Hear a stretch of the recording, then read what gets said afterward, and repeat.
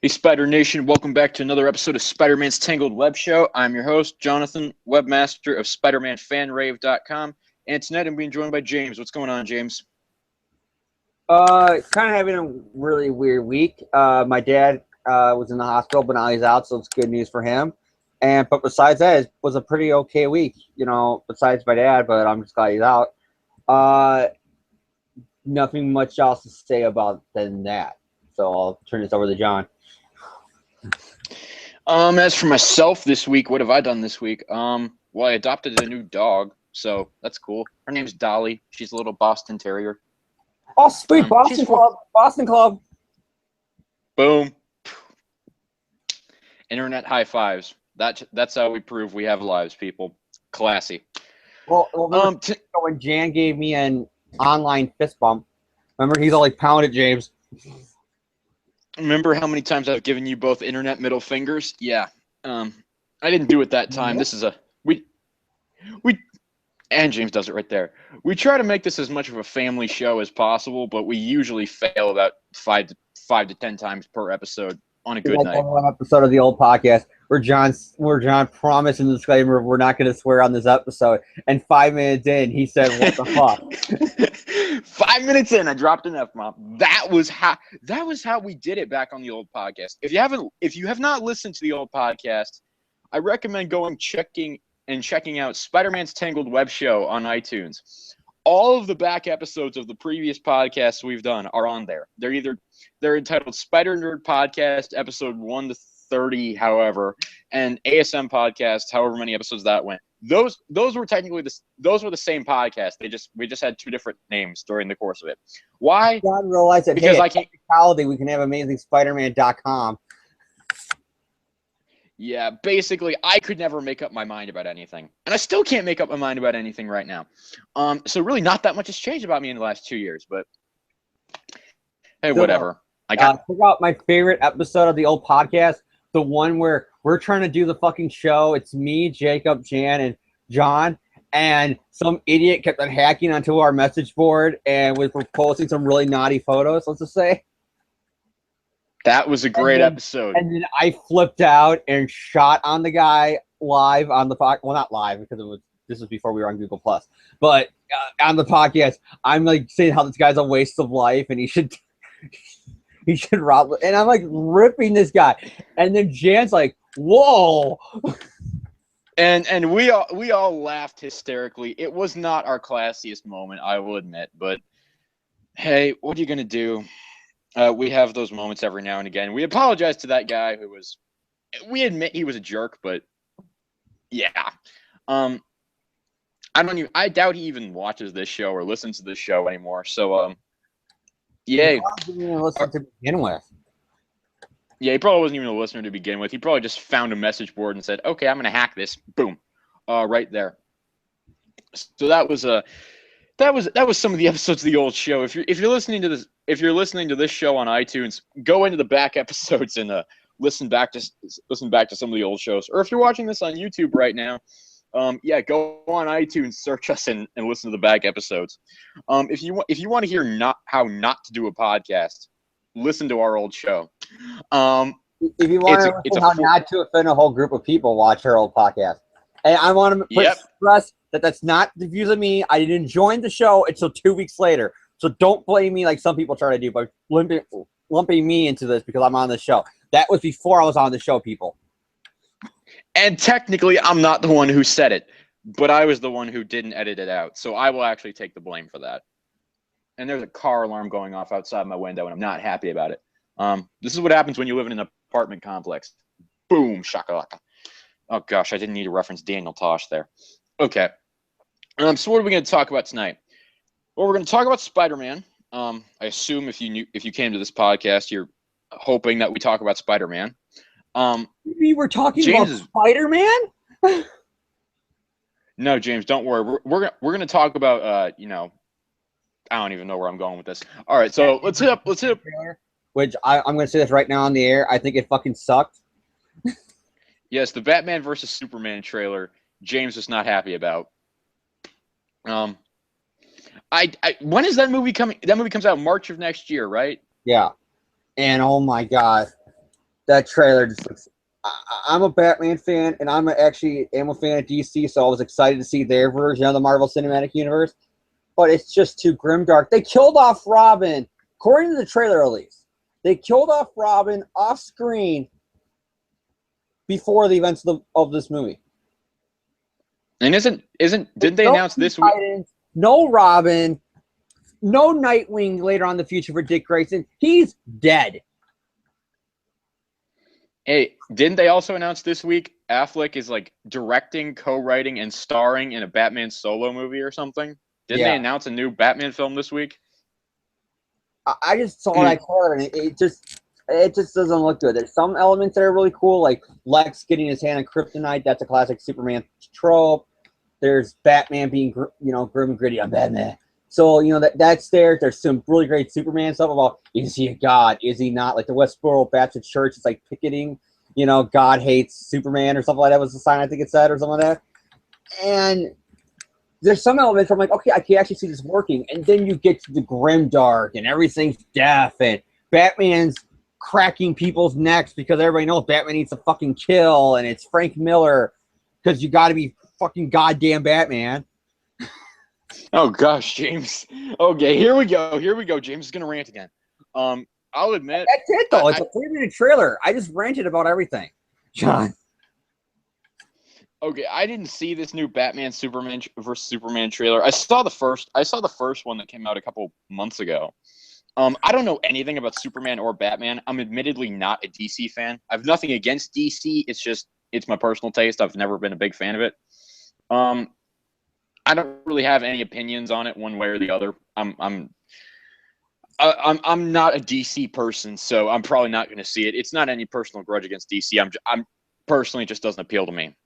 But something that does appeal to me is basically any Spider-Man news that's come out of San Diego Comic-Con this week, or any non-San Diego Comic-Con spider-related news that's come out of that's come to the internets this week. Also, by the way, shout out to Jan, who's actually at San Diego Comic-Con this weekend. Bastard. There's no way I'm going to San Diego ever because I'd have to fly all the way to California, get a hotel room, book all my tickets, and that's like I don't make that much. Thousands of dollars right there just for the tickets. Exactly. It's like I don't make that much in a year, so there's no way I'm going to San Diego. I'd like to know how he managed to go to San Diego. Maybe he's involved in some shady things that we can't speak of. I'm just kidding. Maybe I'm not. So the first piece of news that came out this week, this sparked a lot of unnecessary controversy, in my opinion. Marissa Tomei, an actress who I'm not familiar with. I've never seen her in anything. I actually never even heard of her before this news came out. Marissa Tomei is allegedly going to be playing Aunt May in Sony and Marvel's upcoming collaborative Spider-Man film. I apologize, I had to scratch my ear there. Basically, Variety came out with an article. I believe it was I think it was Tuesday or Wednesday. I don't even remember what day it was. They're all kind of melding together for me at this point. Variety came out with an article saying that Marvel and Sony had given her an offer to play Aunt May in the upcoming film. But here's the thing with the Variety article, though. They did not name any sort of source. They're like, oh, we have an inside source.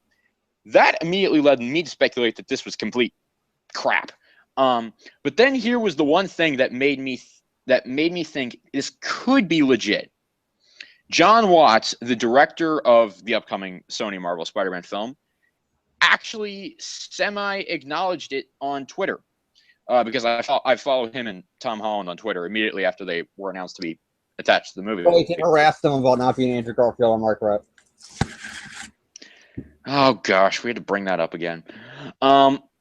So John Watts actually retweeted a post that mentioned Tomei as Aunt May. So that kind of made me think that this may in fact be legit. And so this sparked a lot of unnecessary controversy about whether or not she's too hot to play Aunt May. Or too young. There's a too young thing, too, because a 50-year-old playing Aunt May is completely out the window, I guess. I want to just dive right into my personal thoughts on this because I do have a few thoughts. I don't see the problem with it. I really don't. I don't see the problem here. Digital, it's like people are all saying, oh, they're trying to make Aunt May sexy or whatever. We don't know what the wardrobe department, what the makeup department, or what anyone else is going to do with Tomei to make her fit in the role, if she's even cast. Because here's the thing. Feige has not officially acknowledged this. Pascal has not officially acknowledged this. John Watts semi-acknowledged it on Twitter. This may be complete and utter crap, and we may be wasting our time here. But here's the thing. Even if they just let Tomei be Aunt May, what's the problem with it? It's not like I don't see the problem with it. It's not affecting the comics, and to be honest, if she does a good job with the role, which there's no reason why. I mean, from what I've heard, she's a very good actress. From some of the stuff I've read on message boards and stuff, apparently she's a very good actress. And I even heard a few, she's too good to play this role. Which is, don't even get me started on that. So, I mean, do the looks really matter? Really? I mean, if they want to, who knows? Maybe they'll try to digitally age her or something. Maybe the role is based on acting ability, which pretty much it should be. I don't see a problem with Marissa Tomei playing Aunt May, whether they digitally alter her or not. I don't see the problem. How do you feel about the people that are saying that, oh, does this mean Peter's Italian in the MCU because of her? And it's like, no, she's an actress. There's actors who don't play what nationality they are. Just look at any Kung Fu movie. Half the time the actors are Taiwanese and Korean, and they're playing Japanese guys. Look what Emma Stone just played in Aloha. I rest my case. Yeah. All right, so I don't see the problem with this. All right, if sure, she's 50 years old. She's quote unquote hot, as some fans describe her as. I'm not gonna lie, she's not an ugly woman. She's kind of pretty, but I'm not into 50-year-olds, so I don't think she's hot like some people. Maybe some of the older Spider-Man fans that are on the message boards and websites and podcasts find that she's too hot. I just see, yeah, she's attractive, but she's not, gonna outstage the Mary Jane or Gwen in the movie. As an 18-year-old kid, admittedly, it doesn't really get me going when I see a 50-year-old woman. It really doesn't. She's old enough to be my mother. So, which is another thing. People are complaining that she's either too hot or she's too young. She's the right age to be a teenage Peter Parker's older aunt. She's old enough to be his mother, easily. She's old enough to be Tom Holland's mother. I mean, I don't see the. I don't see enough to be his mother. It's like, what's the problem here? Her physical appearance is too quote unquote hot. Which again, you don't know the makeup, and like I said, as a 24-year-old guy, I'm not into those cougar stuff. Okay, I'm into girls around my own age group. Yeah, I prefer those who. Oh gosh. I won't care about 50-year-old women until either I'm 50-year-old or some women I used to think were hot when I was a kid are now 50. That's it. Which is probably what's going on here with these people in Marissa Tomei. I mean, to be honest, I think we kind of did. I'm not calling her an ugly woman. I'm just saying I don't find the physical attractiveness that some people are doing on the internet where they're going, I can see why Doc Ock wanted to marry her. Oh gosh. Uncle Ben was one lucky bastard. Oh gosh. Great power comes great hotness. I would see. Trust me, I saw that constantly on Twitter and message boards. I mean, Marissa? I even saw one person on Twitter. It's going to be creepy when Peter Parker's having fantasies of Aunt May. Remember, they're not blood relatives. And I'm thinking, what the fuck, dude? That is just so. Oh gosh, it's just. I've not been pleased with the fan reaction to this. I really haven't. It's just made me like roll my eyes and go, really, guys? I mean, I don't have any problem with Marissa Tomei playing Aunt May, whether they digitally alter her or not. To me, to me, she's a fine-looking woman, and I say that, as non-creepily and as objectively as I guess I possibly can. It's the MCU, where they focus on, we'll change things, but we're still going to, at the core, it's the same character you're reading in the comics every month. Yeah, it's like May walk around and go, "Hey, Tiger," to Tony Stark in Captain America. They're not going to do that. They're not going to make her be overly seductive to Captain America because we're from the same era or something like that. She's going to act like Aunt May, even if they cast a attractive, beautiful, hot actress. She's going to be Aunt May. She's going to be, "Oh, Peter, watch out. I don't want you to get hurt like your Uncle Ben did," or something like that. They're not going to make her be taking her top off everything. Like some fans are saying, "Oh my God, they're going to do that with Aunt May." No, they're not going to do it with Aunt May, because one day I'm going to have to poke my eyes out thinking about that with Aunt May. Oh, James, do you remember Brand New Day when Peter walked in? I'm not listening. For those of you who may not have read Brand New Day, don't mention it. Go into the back. Just go into the back issue bins. All right, James, I'm done. You can take your fingers out of your ears. Are you done mentioning the war? I am half German, after all. I don't even want to know what that's talking about. Okay. That's Faulty Towers. It's a British sitcom that's on YouTube. John Cleese is on it. You should check it out. In one episode, he freaks out because there's going to be German tourists to his hotel because he's a snobby guy who owns a hotel and the hygiene sense happening. And the joke is he's all telling his staff, "It's our first German guest ever at this hotel. I don't want this to go wrong. Do not mention World War II. Don't mention the war." And because he's a fucking idiot and gets a concussion because a moose head fell on him when he was setting it up during a fire drill, a moose head fell off because the bell rang.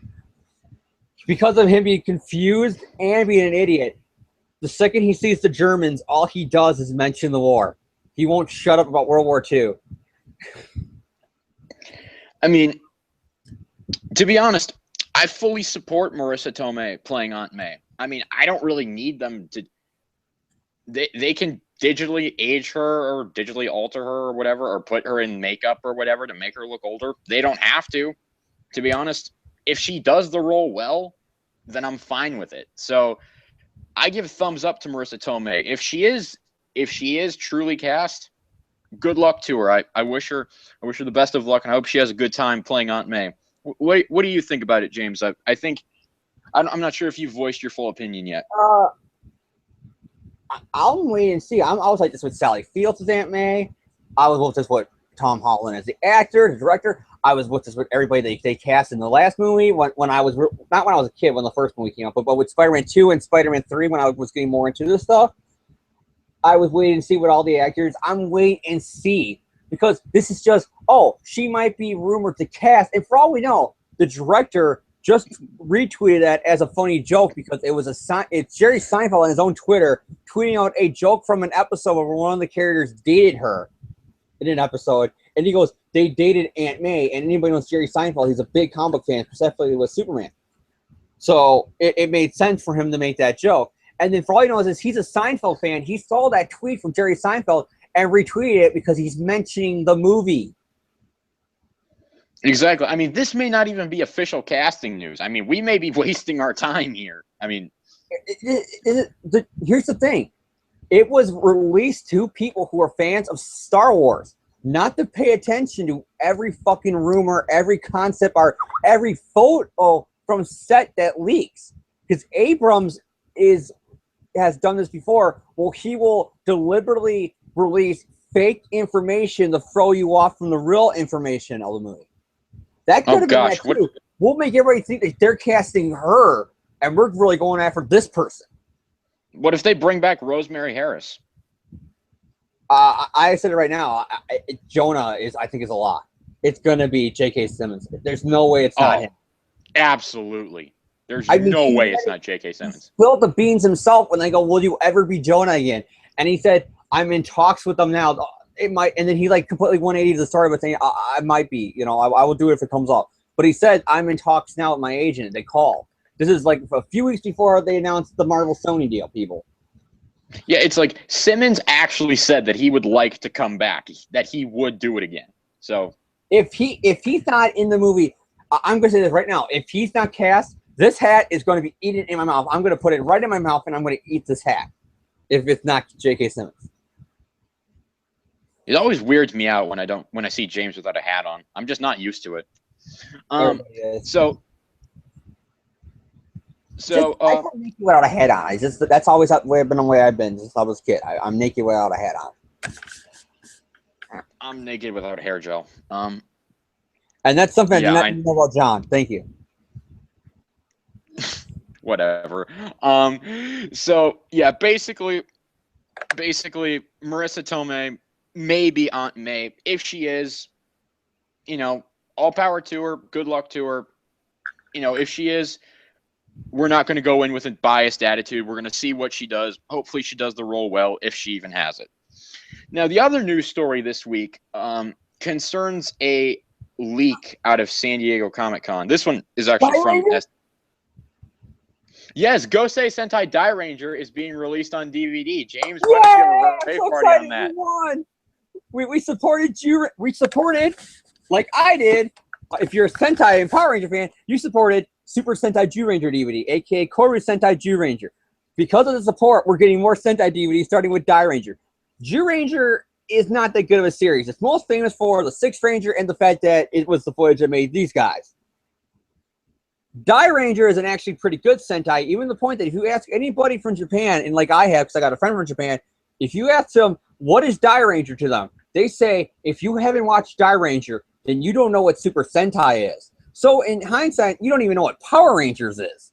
So check out Die Ranger when it comes out and support these releases. I'm so excited for that. And as a weird coincidence, Ben Nye, who makes the Power Ranger toys, is finally getting to season 2 with the Legacy Zords, with the Thunder Megazord, which is the main Zord Die Ranger. Coincidence? I think not. So needless to say, James is pleased about some SDCC news. Batman one, not so much. Power Rangers and Sentai one, oh hell yeah. Now let's see where he lands on a Spider-Man leak. The so comes out Sunday. Power Rangers Sentai is this. Batman Superman is this. DC Comics is a little bit up like this from what I heard from DC. The other Marvel books, I'm also a little bit up. But Spider-Man right now, I'm middle ground because it depends on Sunday.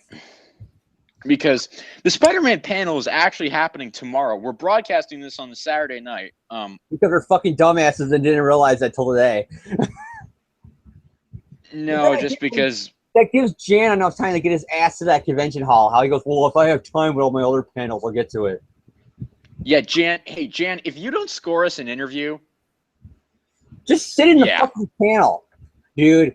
For the podcast. Just the website. Be a man. Be a man, Jan. Come on.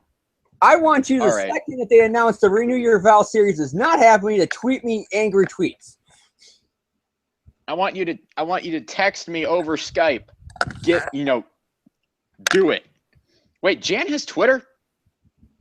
I didn't know Jan had Twitter. I don't know. I just said I want to see his angry tweets. I don't know. I was just going on a rant. I don't know. Jan is kind of a... We won't speak about Jan behind his back. We won't do that. We're not jerks like that. Actually, we don't really know. Actually, we are. Jan's a mystery. We honestly don't know who he is. I mean, that's just the fake name he goes by. His real name is Bob Smith. Okay, that was creepy. So let's get to the actual news here before this podcast goes on forever. There's a new in a retailers panel at San Diego Comic-Con. They were going through some of the titles that are coming out, and one popped up that said Spidey with just a picture of Spider-Man swinging by in the air. It had Spidey before he was amazing, and said more information to come soon. And that's all we know about it so far. And just one guy who happened to be in the retailers panel snapped a pic of it and posted it on his Facebook page. And so that's That's the big news that's come out of San Diego Comic-Con thus far. Now tomorrow, it's probably going to come out that this is, whatever the title is, and all this is going to be rendered moot. But for those of you who may be watching this broadcast before the title, we're going to talk about what our reactions to just the idea of another Spider title being released is. And I'll let James go first. I'll let James go first on this one because one, I went first on the last topic, and two, I think he has more to say about this than I do about the actual title. So James, why? We got Untold Tales. We had Larry the Crawl. How much more can you milk of teenage Peter Parker in between Amazing Spider-Man, Amazing Fantasy? I mean, seriously. I mean, in Marvel's defense, that it's the not been coming out. Like, that's the big one I'm seeing is that the movie's coming out next year with him as a teenager, so that's why. But they didn't do this in when the ASM 1 came out. Well, obviously they didn't do it because ASM 1 came out because Sony rights. And you can argue maybe Ultimate was that because some of those Ultimate covers were taken from press shots from the new movie.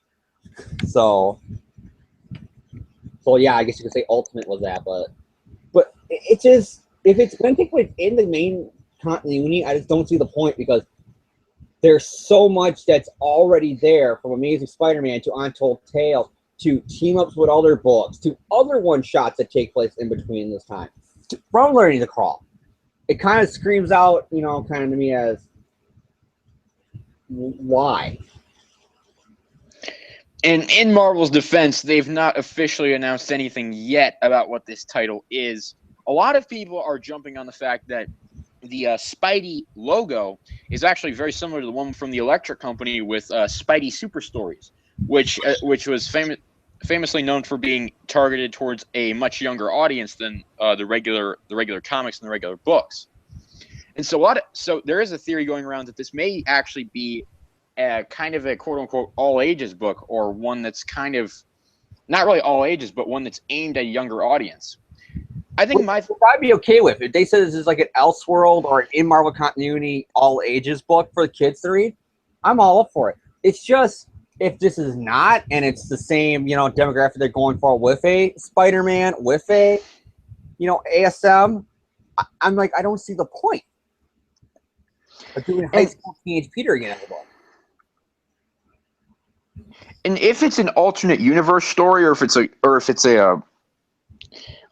just an Elseworld title with a targeted at a younger audience, I'd be fine with that. I don't really want to see more flashback stories with Peter Parker and Spider-Man because, as you said, we've had Untold Tales, we've had Learning to Crawl, we've had all that stuff that's dealt with the early 616 Lee Ditko era. I don't really think we need to revisit that ever again. And to be honest, I'm not really a fan of when series try to go back and say, oh, all this happened in between the scenes of those old issues. I'm never really a fan of that concept. I mean, I'm not going to say that Untold Tales or Learning to Crawl, I'm not going to say that those were bad comics or bad series. I mean, I'm not really a big fan of that whole concept, just personally. And so if this is an all ages comic, I think it's a pretty good and harmless idea. If it's a flashback comic for 616 teenage Peter Parker, I mean, there's nothing forcing me to buy it though. So it's like, I don't really get upset about it because there's nothing forcing me to buy it. So, I mean, if I'm not buying it, it's not hurting me in any way. If I'm not right now, it's hard to say because it is just a picture and a logo and a tagline. But right now, because it's sad, it's not on my whole list. I'm not going to say, oh, I'm definitely picking up that book. I mean, yeah, that's all we have to go with right now. We don't know any official details about this book yet. It's an interesting topic that people are debating right now. So I thought it was something worth bringing up. I don't think it's anything to get like offended over. Like, I mean, I've seen some people getting like really irate and inflamed about this, and it's really nothing to get inflamed over. I mean, it's another title. If we don't like it, nothing's forcing us to buy it. And so if it's an all ages comic, I mean, I wouldn't buy it, but I'd fully support, what they would do with it. And so, I mean, at the moment I'm neutral on this title. I think James is pretty neutral on this title overall. So, I mean, there's not a whole lot we can say. I mean, well, for the people who are freaking out that it is an all ages book and it's going to be, and it is, or even excited because, oh my God, they're doing the Electric Company book again. They're not. They're just using the logo. Look at what they're doing with Miles. They gave him the Web of Spider-Man logo, only minus the Web of. That is very true. They could announce tomorrow Peter Parker or Mary Jane, the Amazing Spider couple in the Renew Your Vows continuity, and that could be the old Peter Parker to the Spectacular Spider-Man font, for all we know. It's definitely a possibility. I mean, the panel at Comic-Con, which is called Spider-Man and His Amazing Friends. The more I think about it, they probably would go 90s logo with that title because of how the marriage is so synonymous with the 90s. Yeah. And so the panel takes place tomorrow. Tomorrow is going to be when all the big news out of the Spider-Man world comes out.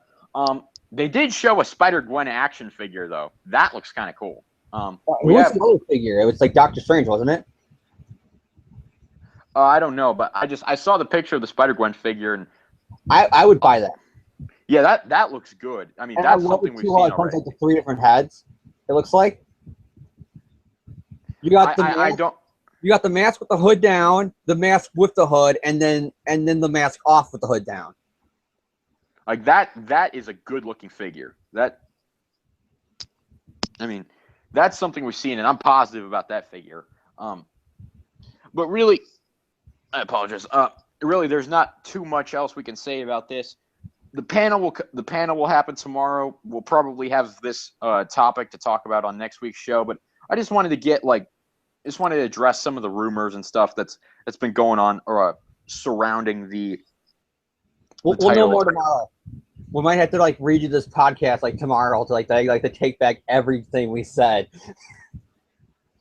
Yeah, that's probably not going to happen. We're probably just going to have to do another episode next week. John doesn't understand sarcasm. I don't understand sarcasm. You guys should read some of our Skype conversations and behind the scenes text messages. He gives me sarcasm all the time, and I'm just like, what? Well, I told that to a girl that I met. Because she wasn't getting my sarcasm. I told her, well, then that's a bad thing, then I guess, because I'm one sarcastic son of a bitch. I'm also very sarcastic. I'm not always the best at picking up on it. Yeah, I apologize. I apologize to everyone who knows me. All right, so before I become really self-deprecating, and when I'm sarcasm to John, it's even worse because it's over the internet, so you don't even get to see my facial impersonations where I go. But even when I'm on this show with John, or even when we're behind the scenes in meetings, and you can clearly tell I'm laughing or I'm over exaggerating laughing. He will buy every word that comes out of my mouth, and I have to explain later. John, I was joking. That's how I roll. That's how I work, man. That's how I roll. Yeah. Before let's try to not make this the Bash Jonathan Weber podcast. Though to be honest, that would probably be kind of fun to watch. Because I'd be the one doing all the bashing. We're gonna move on to reviews now. Before this podcast delves way too deep into my low self-esteem. Let's talk about this comic that came out this week. Amazing Spider-Man Renew Your Vows #2 came out this week. $3.99 price tag, of course, because reasons. Marvel hates us. Because inflation, because the economy. Just give a quick rundown of the creative team here. Writer Dan Slott, artist Adam Kubert, inker John Dell, colorist Justin Ponser, letterer VC's Joe Caramagna, cover artists Adam Kubert and Justin Ponser, variant cover Sarah Pacelli, assistant editor Devin Lewis, and editor Nick Lowe. So there's your copyright stuff for all those people who care about that. Probably Marvel if they ever watch this podcast. I don't know if they ever will watch this podcast. Maybe they will. I wonder if they ever go on YouTube and look up, or iTunes or whatever, and look that stuff up. Basic rundown of the issue. Peter Parker is pretty well haunted by his actions against Venom in the previous issue. Those of you who read the previous issue when it came out about 5 years ago. Not really. It was the symbiote's fault. You know that, Peter, but now it's your fault. Your fault. Your fault. That's literally what happens to the panel. It's the Parker guilt. It's the classic guilt trope that can sometimes be way overdone in comics. So Peter wakes up basically in a cold sweat, and he and Mary Jane run into Annie's room, and they find her sleeping on the ceiling. Which is so darn adorable, isn't it? Let's all have a collective aw moment. Aww. Like if it was a sitcom, that would be like the moment where like the aw would come in. I'm picturing the Big Bang Theory right now. Peter Full House, since that's the joke where the joke comes from, with how it always happened on Full House every fucking episode. Yeah, well, they do it on the Big Bang Theory as well. So Peter gets her down from the ceiling, and he sees that the inhibitor that he designed for her, which is supposed to like suppress all of her spider powers, she's damaged it, and he basically cannot repair it. So he's going to have to go out and get some new materials to fix it, which are going to cost a heck of a lot of money, and they're not going to be easy to get their hands on. And that helps set up basically what this world is like. The Regent, who is the big villain of this whole limited miniseries, because spoilers, this whole thing is going away in October. This whole continuity is pretty much going away in October. Spoilers. We don't know. For all we know, the Regent could be a new villain in the first arc of Volume 4. For all we know, I got kicked out of my universe, and I came to this universe, or some bullshit like that. Okay, I'll give him the benefit of the doubt on that, but basically the Regent. I really doubt that pregnant Spider-Woman's the only thing that they're taking from Renew Your Vows. And what I mean by that is the whole idea, hey, a married Spider-Man with a child? We're going to have this being a building block of the new universe. Guess how? By making Jessica Drew be the one with the family and not Peter Parker. So the Regent has basically pushed all superhuman beings into basically being outlaws, the ones that are still alive at least. So Peter and Annie are forced to suppress their powers.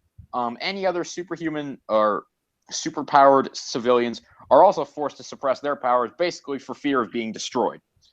So that's basically the status quo that's set up in this new universe of New York. And so Peter says, okay, I'm going to head down to the Daily Bugle, take some pictures for Jonah and all that stuff.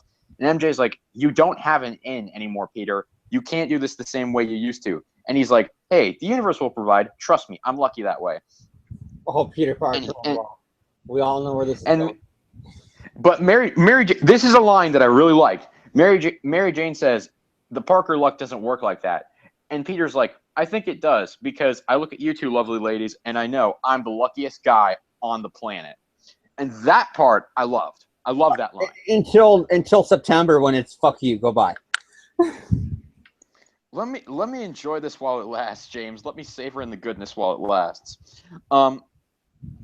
So Mary Jane takes Annie to school and says, okay, you can't use your powers and all that stuff. Meanwhile, Shocker, Rhino, and Boomerang are trying to take down Demolition Man with a cameo by, that's got to be Dan Slott right there. That's got to be Dan Slott. With a cameo by Dan Slott in his own book. Well, that's how creative a writer I am. I cameo myself. Oh, okay, let's not insult Dan Slott. Stan Lee did it too, but Stan Lee, it fits his personality better, let's just say. All right, so they managed to take down the Demolition Man, and they literally take him down. And his body's taken to the Regent, who says, yeah, basically we're going to carve this guy up and dissect him. Let's learn everything we can about him. And so the Beetle comes in and says, there's a child with a high power rating at one of the city's public schools. And so he sends Shocker he doesn't send Shocker. He sends a Rhino, Boomerang, and the Beetle over there to intercept. Peter hears about this when he goes to the Daily Bugle, and so he and MJ run over to MJ runs over to the school. Peter decides, okay, no time, no costume, no choice. I have to get there. And so everyone says, oh my gosh, after all these years, it's him. It's Spider-Man. He's back. And so he goes over there, fights off the Regent's men. But it's revealed that Annie is not the only superpowered child at the school. In fact, it turns out there are several of them. So Peter gets them all out of there and takes on the three goons and basically takes them out single-handedly. It's actually pretty satisfying to watch. And so the Regent says, all right, we're going to have to go after Spider-Man. This calls for the skills of, dun, dun, dun, my Sinister Six. and the whole fandom. Okay, at least I rolled my eyes because, do we have to have the Sinister Six in everything now? Well, it makes sense. At least they're using a Spider-Man villain, unlike Part 1 where it was just the Regent. It is now Spider-Man villains are now popping up in this universe. Yeah, it is nice to see that. I will give them that. And so Mary Jane goes home and says, all right, we're going to have to call in a classic 2007 story that even the writer of said story said was not even, he doesn't even consider it in continuity. MJ, no, we can't do that. It's time, Peter. You have to put on the black costume again. And so he says, we do anything to keep our family safe. Anything. To be continued. All right. I nitpicked this a bit while I was doing the summary, just for the point of parody and to be humorous. I'm gonna give my general overall thoughts on this issue before I hand it over to James. I like this issue a lot. For all the snark and sarcasm I gave it throughout the recap, I like this issue quite a bit. I thought this was a fun read. I'm liking the premise. The status quo is interesting to me. The characters, in my opinion, are very well written. I like seeing how they're represented. And I don't really have that many cons with this issue. Overall, I thought it was a pretty satisfying issue. It was an enjoyable read. And I look forward to dissecting it here with James. So, James, what are your overall thoughts on Renew Your Vows #2? It's good, but with all the news that's been trickling out, like, my opinion cannot change what happened Sunday. I'm just going to say right now. Because right now, I'm reading it, it feels like the middle finger everybody's been waiting for.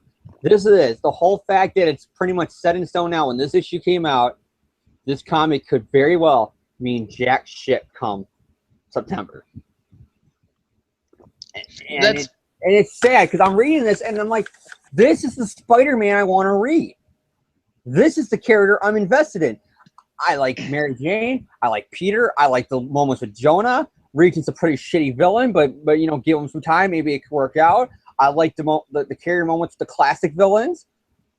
And it's going to go away by, once again, the Dan Slott, you know, single Peter Parker, now to the nth degree, because he has to be Bruce Stark.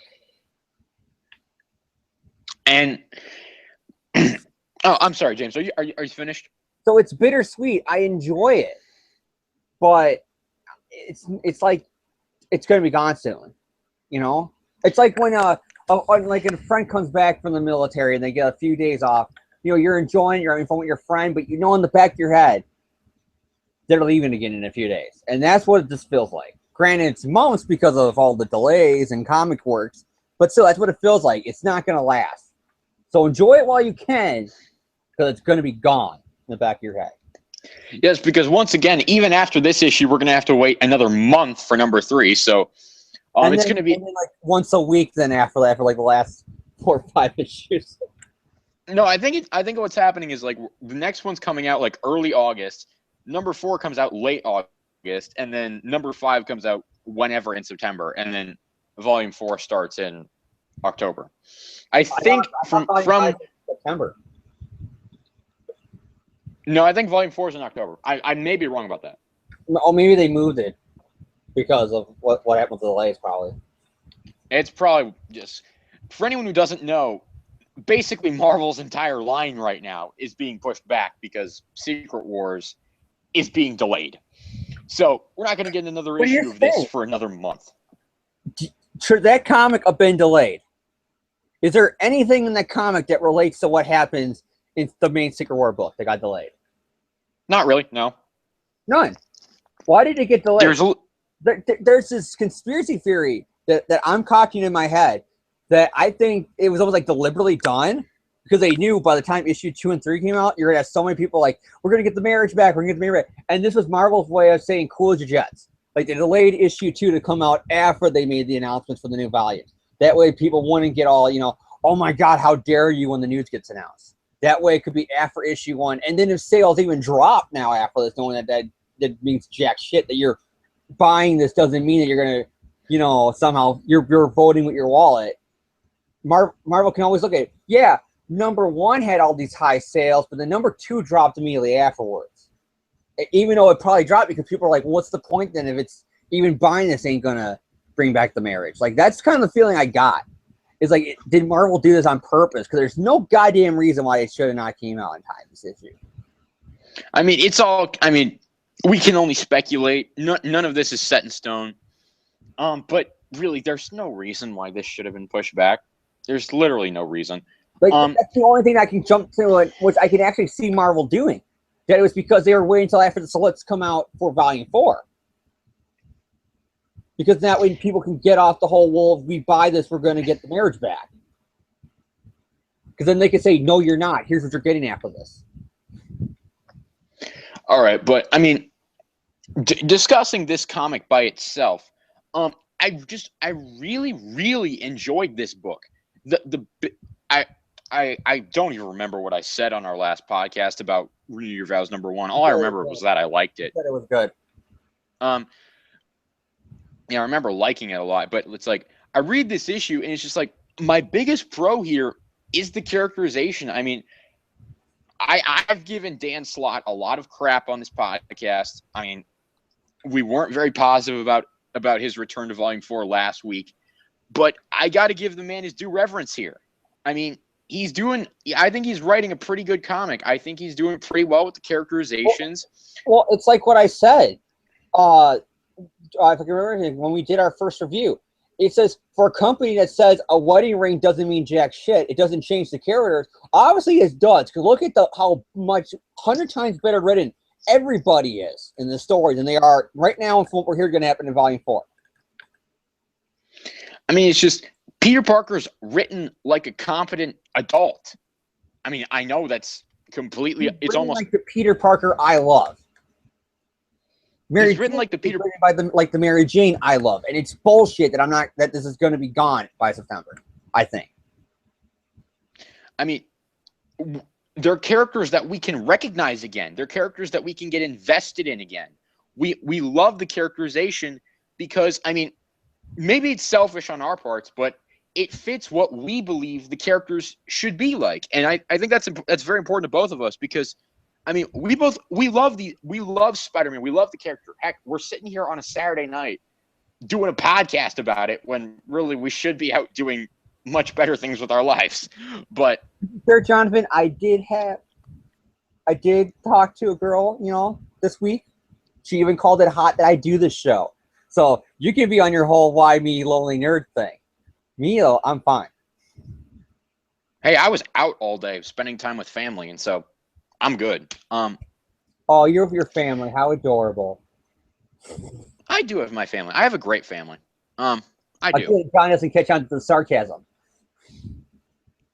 I was just playing off of the sarcasm. I'm awesome. Man, this is going great already. All right, but I mean, we love the characterization here. It's written like we feel the characters should be written, and maybe the opinions of two quote-unquote disgruntled fans don't matter, but it's not just two of us. Look at this. Issue 1 was the most pre-ordered comic of the month that came out, and then sales figures came in, and it was the #2 bot comic. It was what was the numbers, like 213,000 copies sold? People are starting to say bullshit to the numbers, saying, well, Superior got that. No, it's double that Superior got. It got ASM 700. You look at any issue from 2008, from Branded A, to now. This issue got double every single one of them, including 100th anniversary issues, including reboots, including new #1s, including Superior, including tie-ins, including Obama on the cover. ASM Volume 3 #1 sold 532. No. That book did sell more than this one, and I think the Obama cover did as well. But this is one of the or not this book particularly, but Amazing Renew Your Vows #1. That is one of the highest selling Spider-Man comic books of recent memory. No. My point, John, is when I needed it all up is those other ones got higher, but that was because of this event reason or this new #1 or this new or it's the 100th issue or whatever. I'm saying like just a regular storyline, like this is being played off as, it's just a tie-in to, Secret Wars and it's just its own little story. It got 200. If this would have happened any other time without the marriage, it wouldn't have got that. It would have been like the normal for Amazing, or people would have dropped the book until the reboot. And I think it's a very, very good sign when it's like the numbers reflect it. We want this back. I mean, we like this idea. I mean, we don't. All Marvel hears is fanboys crying they won't take their medicine. That's all they're hearing.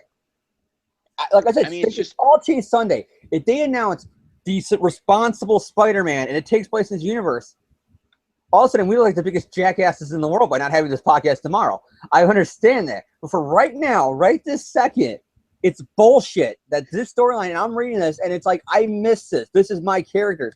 These are the people I love. These are the Peter and Mary Jane that are in this, which you can call this storyline a piece of fucking shit. I reread this comic yesterday, and Peter and Mary Jane are still running the way I remember Peter and Mary Jane written. They're the same characters here that they are in Renew Your Vows. And you know what the similarity is? In our opinion, they're well written. We like what's being done with them. And to be honest, and I've said this on several message boards, I've said this to James, I would buy a Renew Your Vows ongoing series. I would totally buy it. Said that. Nothing. I agree 100%. I said this to John 5 minutes before we went on the air. I will put my money down if Marvel in that Sunday panel says, like I said, the responsible Spider-Man or whatever they're going to call it, and it's to Renew Your Vows continuity, and it's him with Annie and his Mary Jane. Shut up and take my money. I'm throwing the dollars out of my wallet at the screen. I mean, let's just bring up what was announced with DC this week. Yeah, DC. Can I bring this up? Can I bring it up? I said this. Go ahead. Sports too. Marvel will look like the biggest jackasses, and I know this makes me sound like I'm one of those hypocritical asshole fans that you see on, other internet webs of Spider-Man. Let's just say. But Marvel will look like the biggest jackasses in the world if they hold on to, during the Sunday panel, Peter can't be married post this or that Clone Saga mini that came out a few years back. That, yeah, minis are okay or alternate universes, but we can't do an ongoing with them being married. And DC just fucking announced Lois and Clark as an ongoing. They will look like, well, why is DC? I can see the Marvel spin. Well, because DC is Superman and this is Spider-Man. And Spider-Man's supposed to be young, where Superman's not supposed to be. Superman being a parent makes sense. Spider-Man doesn't. I can see that spin already in their head. But it makes them look bad. The DC, I don't want to say K because the main continuity is still single, Superman. And Flash didn't get back with his wife. Flash is still single in the New 52. But DC at least is trying to say, here's the marriage book, Lois and Clark, The Adventures of Superman. Buy it if you're a marriage fan. And Spider-Man fans are being told, nope. After this Renew Your Vows, just because Dan Slott wanted to itch a marriage story, had an itch to do a marriage storyline, and we said, fine, and do it right here. You're not getting it. And it would make them look like the biggest assholes ever. Guarantee you, hands down. If they announce, okay, Spidey is his young days, Miles is Spider-Man, Spider-Gwen, Silk, Venom ongoing, 2099 ongoing, all these different Spider-Man ongoings, Web Warriors, a tie into the fucking TV show, a tie into the fucking movie. And then you get down to it, and it's like, okay, we're done, goodbye. And you're like, well, what about Renew Your Vows? What about it being the building block of the Marvel Universe? What about the fans that supported this book and made it the #2 selling comic book of the month, issue 1 of it? Who cares? We don't want to marry Spider-Man, bye. And that's what it feels like it's going to happen. Marvel, I'll say this right now. Marvel, here's what I'll do. Do you want to bring up the variant cover that people are once again getting their hopes up now on? It's not news because there's nothing to get your hopes up on there. Variant cover, and the whole fact that Quesada's drawing it of a happily married Peter and MJ with Stan Lee marrying them, people, it's a variant cover. It's not the hint that this issue is going to end with 616 Peter and MJ marrying, because if you see Volume 4 with him with the 2 women on his arms, you know that's not happening. And so it's just, back to the issue at hand. I mean, it's just can I bring up my pros and cons? Yeah. Go ahead. Go. My pros is like what you said, the writing. Like I said, for a company that said that a wedding ring doesn't mean jack shit, well, obviously it does if these characters are actually being written confidently and well, not like they have been for like the last few years, or non-existent, as some of them have been Mary Jane. I love the little story parts of how this world with the Regent works, about how it is that really dark, depressing, not really dark and depressing, it's really colorful. It's still Spider-Man, but it's still kind of got that Dark Knight Returns, heroes are being hunted and killed. you know, and you got to suppress your powers. That way the evil bad guy doesn't find out that you have superpowers. But yet it's still played off as a family. It's still written well. Regent, like I said, is so far a pretty lame and stupid idiot villain because his whole backstory seems to be that generic. I killed all the superheroes, that way I can guarantee peace.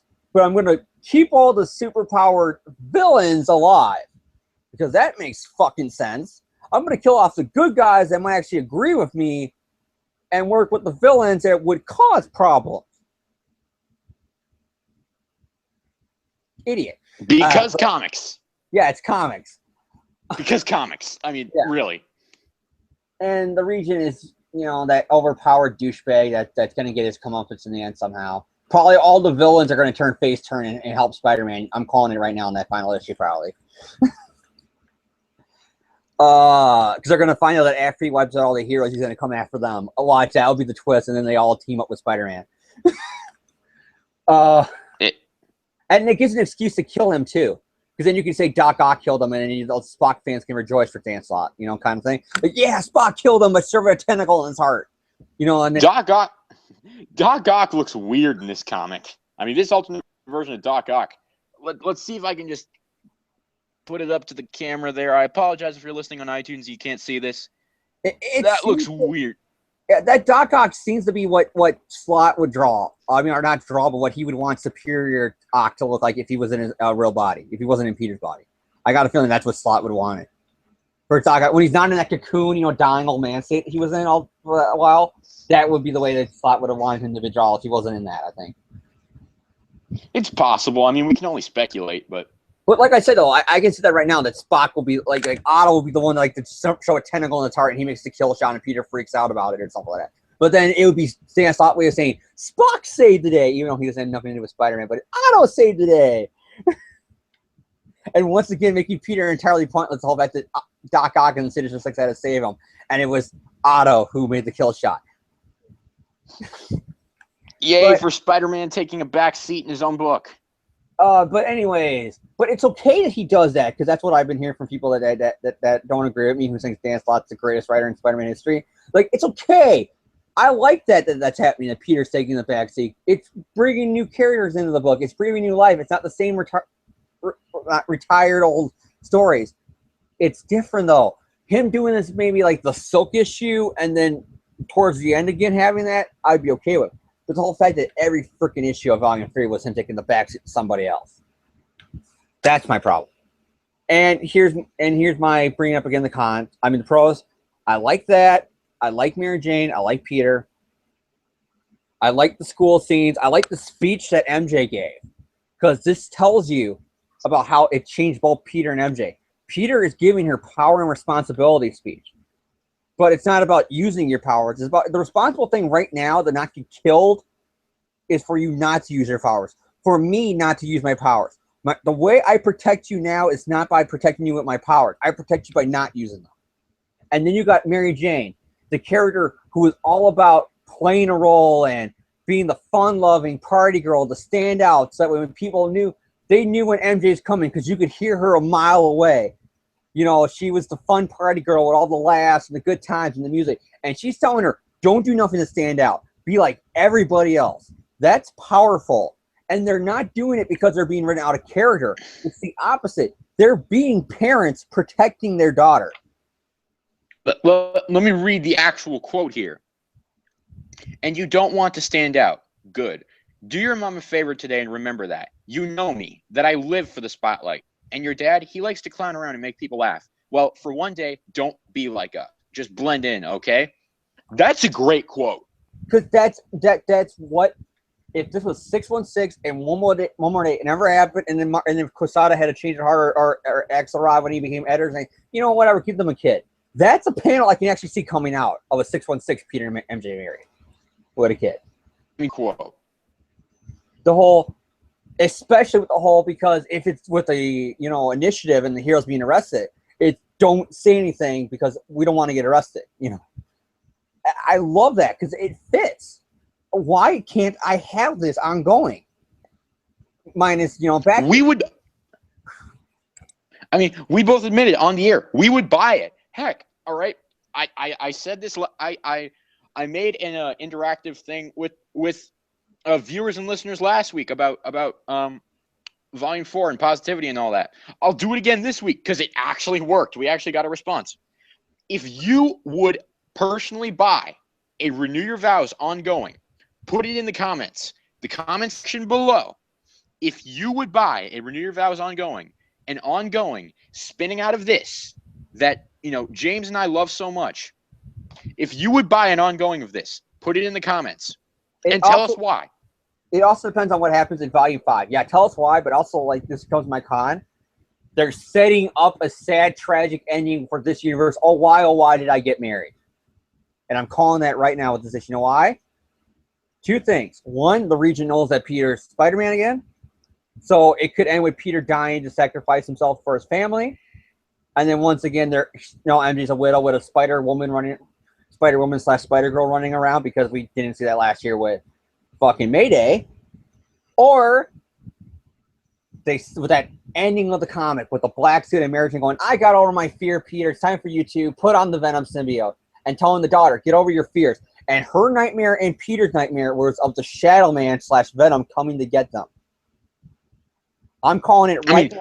The symbiote. That's MJ thinks that's a normal suit, but it's the fucking symbiote. That would suck. All right. I mean, because of the symbiote, his daughter's either going to die or he's going to kill MJ. That would suck. All right. I would not be in favor of that. Remember, look at the most controversial, most hated Spider-Man story. What's more controversial than Spider-Man becoming nuts with the black suit and killing his family? So, listeners and viewers. Again, it explains again why they can't do the ongoing. Why would you want an ongoing of a universe where he killed his family?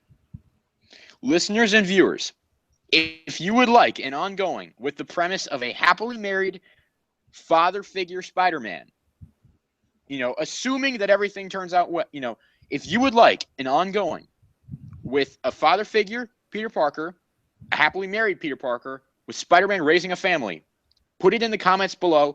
Tell us why. And I, like I did last week, will personally acknowledge every single one of them. I'll do it. I did it last week, and I'll do it again. Parker Luck. I think they're setting up the black suit's the Parker Luck coming in. The whole idea of, Annie, don't worry your fears. I took care of it. And Peter's also having the nightmares about Venom. It's the black suit. And when I mean the black suit, I don't mean just a black cloth version of the costume. I mean, it's the symbiote.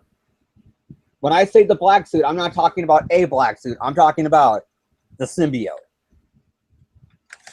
All right, but any other points, James, before I ask you, thumbs up, sideways, or down? I honestly can't think of anything else to say. Oh, great burial of D-Man in there, Dan Slott. All right, so what do you get? What do you give this issue, James, in terms of your thumb rating? Thumbs up. All right, so we got a thumbs up out of James for Renew Your Vows #2. I'm gonna go a little bit more in depth with my general positives and negatives as well. First off, I love that Peter is haunted by what he did to Venom. I love that. It's a natural reaction. It's a natural reaction that I think Peter Parker would have, if he was ever put into that situation. I think it's perfectly in character. I mean, even though this is an alternate universe, I like that. I mean, I like that it's Peter. I mean, it's just, this feels like, as we've said, this feels like the Peter Parker that really we should be getting. And so I like that. I like the scene with Jonah. And it deals a lot more, like, I like seeing Shocker and Rhino and Boomerang and Kraven and Doc Ock. I like seeing these classic characters back, because it feels like it's been forever since I've seen a lot of them, and that's a shame to me. I like seeing these classic characters back. I like Annie as a character. I mean, she's a pretty typical, 6-year-old girl. She's questioning what's going on in the world. That's perfectly fine. I think she's fairly well written. Well, think about it. In the schoolyard fight scene, she never really seen her dad be Spider-Man before. Yeah, and so she's like fighting. She's all like, "That's my dad." Wow. It's an understandable reaction. So I like Annie. I don't really mind I like the world they're setting up with the region. I like that. I mean, there's really not a lot that I don't like about this issue. I love how Peter, I love how. Oh, if I can interrupt you for a second, John, or do you go on?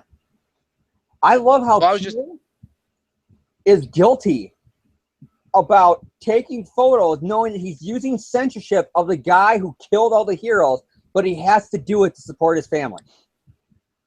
Because he's guilty because he's taking photos of heroes, but because the censorship of Region saying heroes are bad, he knew that Jonah was going to pay him not to release those photos. And that's a really that's a nice plot point that I enjoyed as well. And it's just it's like, speaking of the scene where Peter takes the photos, I love the panel right at the bottom of the page where it's Demolition Man's giving a speech about how, it doesn't have to be this way. All of us can join in and take a stand.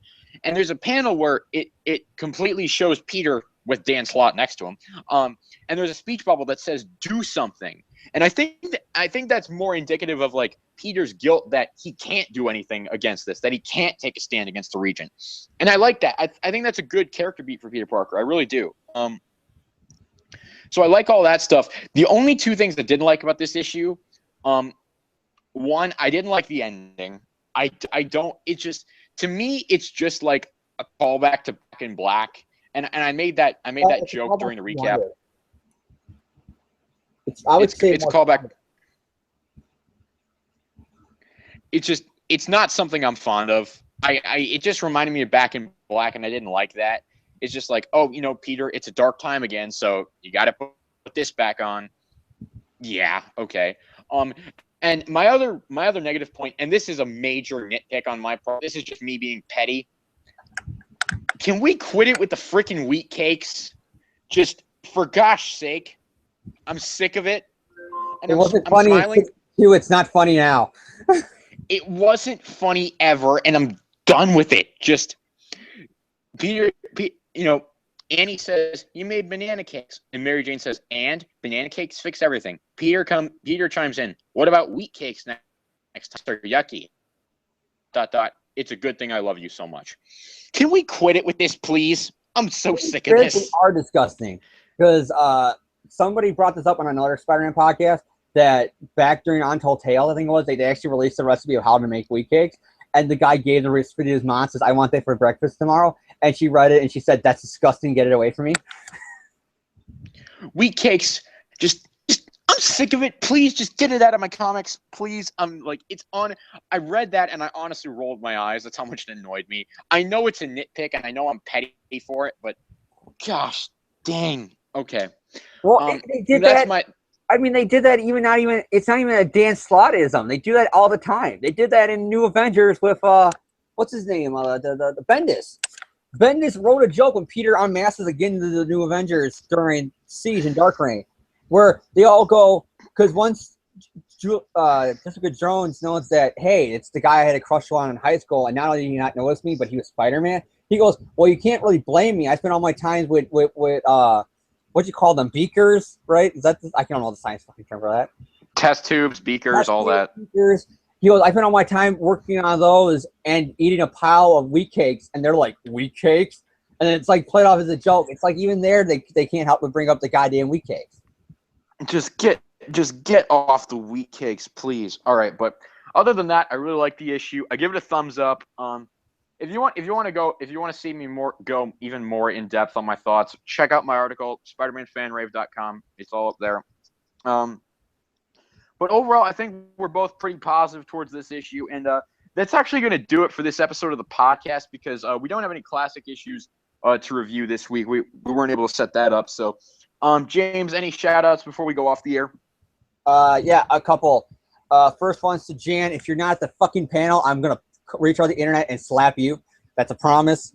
That's a challenge, people. Another shout-out is, again, the Shout Factory. We didn't have AGR this week, so I couldn't shout out to them.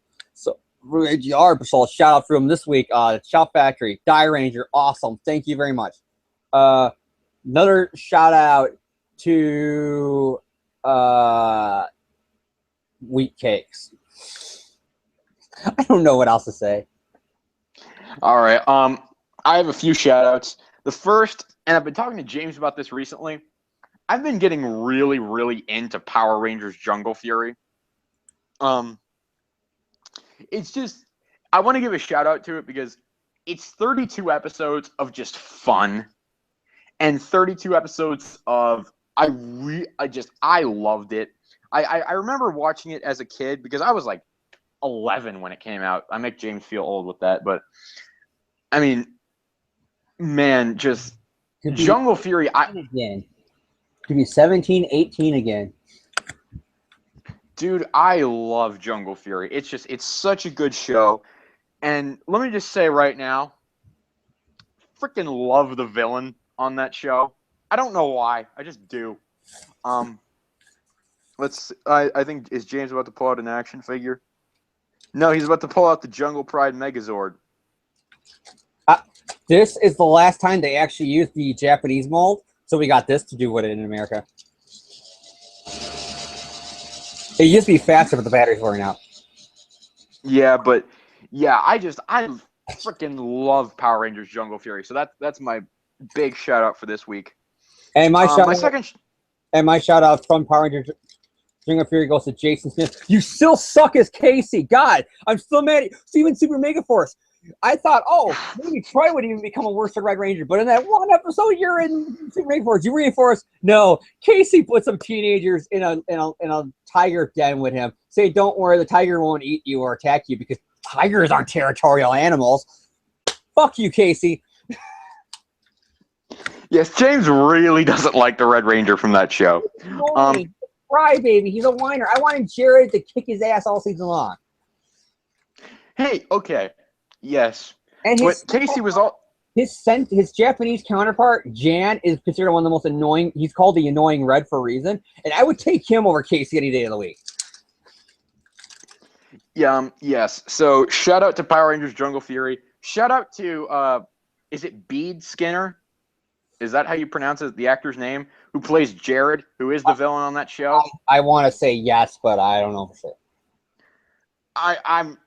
That guy's awesome. He screams badass. He just does. You know that wasn't his real scream, right? I know, but he emanates badass from him every single time. They usually put into his scream.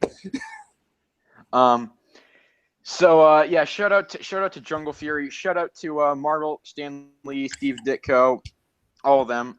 You know, wasn't for them we wouldn't be here.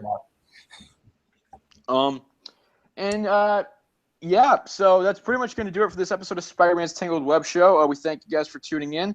Remember, go in the comments if you want to see a married Peter Parker with a kid ongoing. Tell us why, and I'll personally respond to every single one of them, just like I did last week. Shout out to the people who actually responded to that last week. I really didn't think I was going to get any responses to that, but I did. So we know for responses for the lost episode. I'm actually happy there's no responses to that because trust me, it's bad. Yes, there is a lost episode of a podcast that James, Jan, and another podcast member that we had on who's not on the show anymore. His name was Jacob. Yeah, they all did an episode without me because for various reasons during one of our podcast hiatuses I wasn't there. They all did a podcast without me.